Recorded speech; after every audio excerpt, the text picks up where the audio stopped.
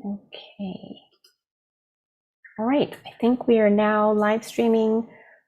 Today is March 1st, 2022. This is Tuesday Talks. It's a weekly gathering with church communicators, the communication liaison, director of communications. Often we have our district administrative assistants or other guest speakers to enlighten us on what are the things we need to know about and who do we need to tell about this stuff. And sometimes it comes from the church. It's not always from the conference or district or a committee that's pushing out information. Once in a while, it's a church that has an important question or news to share. And so this is a perfect forum to be able to share and collaborate, learn from each other, sometimes pray for each other, whatever the need may be. So today's agenda is fairly short. And oh yeah, by the way, if anybody needs to share anything, I'll try to stop in between so you can ask questions or offer a correction if I misspoke or add some additional insights. But you can certainly either unmute yourself if you've got something to say, or go ahead and put something in chat. I will apologize. I don't always see the chat right on time because I'm also reviewing my notes. So don't be shy, just unmute yourself. All right, so the first thing that I want to share about is annual conference mission project publicity. We have the second article now available on the annual conference website, and I'm going to share my screen to show you. So normally if you go to dscumc.org, this is the homepage. We've got a tiny little link up here that says annual conference, but I'm going to add a bigger box down here that says annual conference. So it's a quick shortcut, but you could also just go to dscumc.org/AC, and that's the URL shortcut to get to the annual conference page. From here, you'll be able to find anything and everything having to do with annual conference. So if at some point you need to register yourself or your lay members annual conference, or asking about where do I go for registration, or they want to know what was that deadline for whatever for annual conference, anything at all having to do with annual conference, if we have the information available, it will be posted here on this page.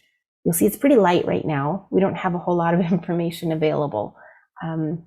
The dates as of right now are June 10th through 11th. We're planning on an online session, and it sounds like maybe some of the worship services will be in person, but restricted to only those persons participating in the service and their families. If that changes, we'll let you know. But if you scroll down, this is where you get the latest news about annual conference as well. And so anyway, the mission project, you can either click there to get to the mission project, or you could also go to dscumc.org/mission-project. Right here is where you'll get access to anything that has been published that you can use in your church communications to advertise the mission project. So this first article on January 20th introduced it. The second article, which we just published today, has a FAQ about, what is a DACA student, and it's just a little bit more details. I recommend that you start publishing the articles in order, just because there's a little bit more information in this first one about why we're doing this, and this is a personal letter. So you could even do one article with just this top part. Second article could be this personal reflection from a DACA student. So you could split it up that way. And then the third article would be this FAQ, which is technically this bottom part here. That's the FAQ part. This top one, again, just kind of introduces it. So however it works out for you, the reason why I'm saying why not split it up, obviously, we don't have a whole lot of really high attention spans nowadays, but it could also work if you wanted to do just a weekly blast. So technically you could have done 4 weekly blasts with it. The first summary about it, then the reflection, and then the second kind of summary about it, and then the FAQs. So you could do that. Questions about that? Do you have any like pre-made art for that? Artwork? I don't. I will get on that. What type of sizes, or what were you thinking, like for social media or for a newsletter article? Yeah, I mean, ideally square, 16 by 9. Just to be consistent, but I'm thinking about changing up my my piece that goes out today to include it. Okay. Then I will make that a priority. As soon as I'm done with this, I'll do something for the long journey. And FYI, people, if any of you are graphic artists, it would be great to receive your submissions. If you have if you're pretty fast with it or whatever, we could use yours instead of whatever I create. We could have other options so that people could use a different graphic to, freshen things up here and there. Would love to get your stuff. And of course, we'd give you and your church credit for providing that, whether it's for the mission project. We're working on some graphics right now for annual conference overall for the session, which includes like trees and roots, but it's not finalized yet. So maybe what I'll do is I'll push a little heavier to get that one done as well.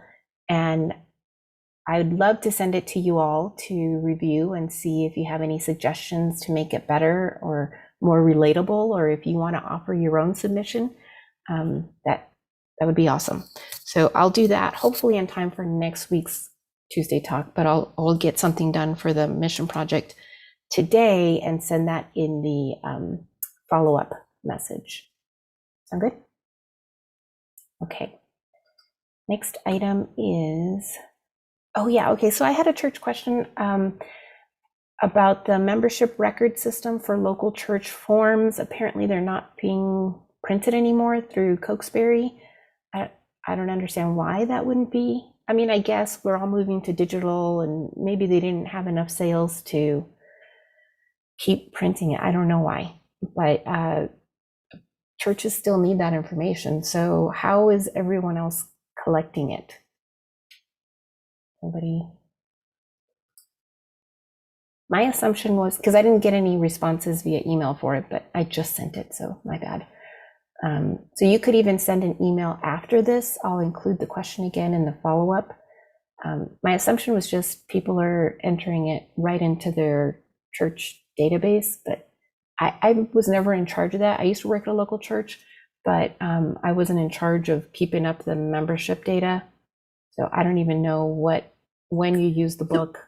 So Christina, what I think the difference is that sometimes when you have a membership program, it doesn't necessarily keep a roll of who's been removed. And a lot of times you have in your membership program people who are not actually members.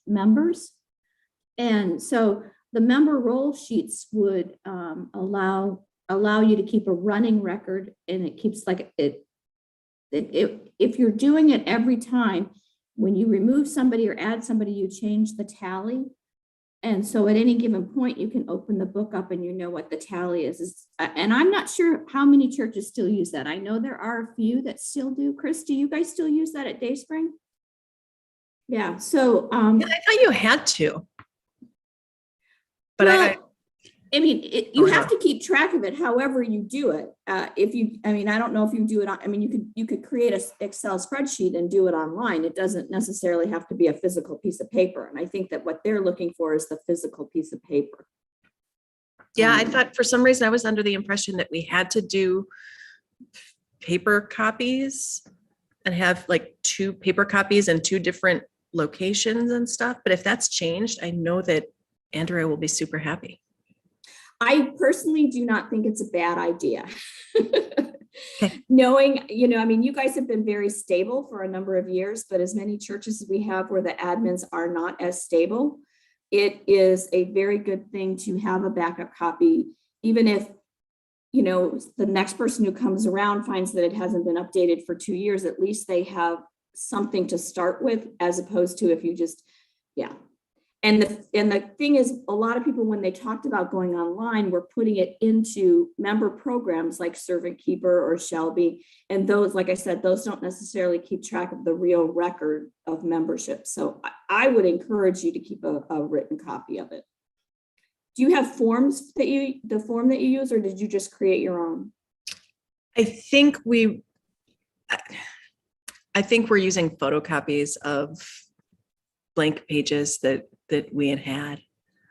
And then just punching them and putting those in. Because I seem to remember having the same issue and not being able to find them. So. Well, so the other part of the question was if anybody has a blank one, she'd love to just get a copy of that, and then, you know, they'll just start doing photocopies as well. So if you could, anybody wants to send in a PDF or just a photo of what you've got, then I'll export it as a PDF and send it on over. Okay, next item is the communication survey is closed. I'm so excited about that because now the Commission on Communication had launched this survey that asks, it's a really short survey, and it was shared through the churches, it was shared through Facebook, through conference committees, with conference staff, with districts, all retired clergy, all over the place. And the idea was to find out more about communication preferences and what are the concerns of the individual about the church. And, you know, so hopefully with that information, we'll be able to, by we, I mean church to church, district to church, conference to district to church to whatever, with the general church even, be able to identify what is bringing value to the reader, what's going to make it so that if there's important information coming out, the reader gets the email or sees it on social media or whatever, and they want to click it, open it, and do something with it. You know, so that's kind of a roundabout, super condensed version of what we're hoping to accomplish with that survey. I think it's going to end up bringing a lot of value in multiple ways, especially because we had so many different ways of collecting that data. So what I'm going to do, every one of our churches has a unique link and survey responses just for their church. So I'm going to respond to every church that has any responses, even if it's just one, and I'll send you your survey results. That way everybody that has any gets it. And then as we are using, meaning the Commission on Communications, as we start implementing changes or new resources or whatever, because of those survey responses, we'll be sure to communicate that in conference communications so that everyone is aware, here's what your information, here's what happened because of your response. You know, that's the hope, that's the plan. So I just wanted to announce that because I'm excited that we can finally dig in and start looking at all that information. We ended up having 608 responses. That's pretty darn good. So really exciting. Thank you so much to everyone that did share that information, that gave it a second push. You know, we couldn't have done this without your help. So thank you. That's proof it is in this survey response that this Tuesday Talks is working.